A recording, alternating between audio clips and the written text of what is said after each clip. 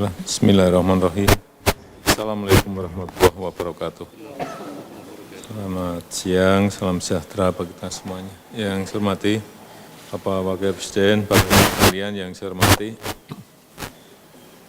kelanjutan kerjasama mengenai penurunan emisi gas rumah kaca Indonesia dan Norwegia serta kebijakan instrumen nilai ekonomi karbon atau carbon pricing akan kita bicarakan siang hari ini.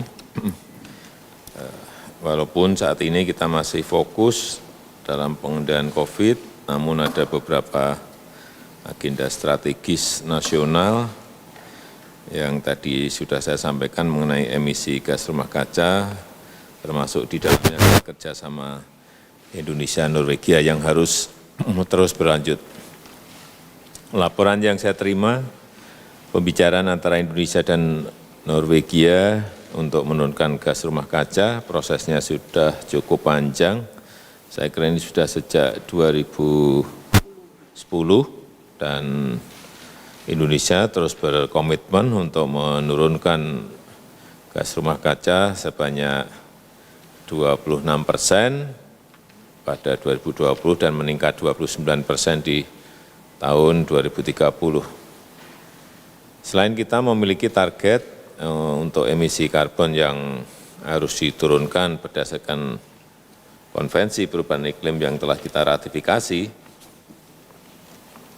yaitu 29% pada 2030 dan 41% dengan dukungan kerjasama teknik dari luar negeri, dan berdasarkan konvensi perubahan iklim kita memiliki kewajiban untuk penurunan emisi karbon di sektor kehutanan 17,2%, sektor energi 11%, dan sektor limbah 0,32%, serta sektor pertanian 0,13%, serta sektor industri dan transportasi sebesar 0,11%. Untuk itu, pada kesempatan ini saya ingin menegaskan lagi beberapa hal. Yang pertama, kita harus terus konsisten menjalankan program pemulihan lingkungan untuk menurunkan emisi gas rumah kaca, kemudian juga perlindungan gambut dan percepatan rehabilitasi hutan dan lahan harus terus dilanjutkan. Dan kesempatan yang ini saya juga ingin titip hati-hati masalah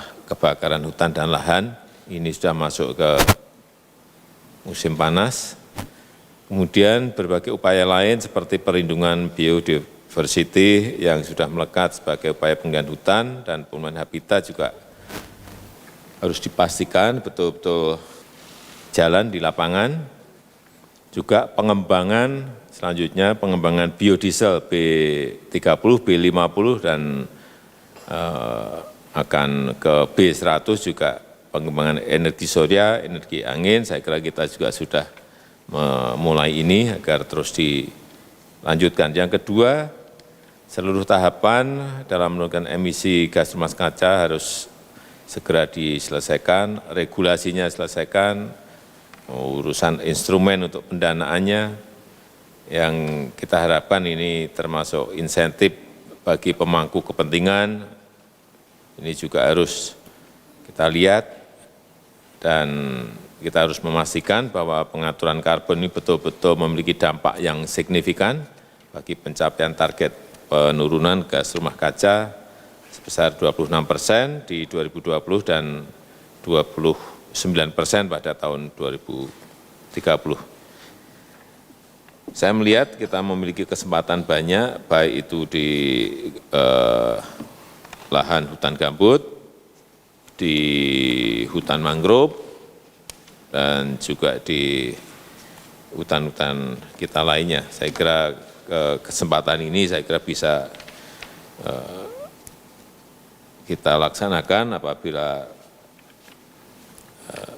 lapangannya betul-betul segera bisa kita kerjakan. Saya rasa itu sebagai pengantar yang bisa saya sampaikan.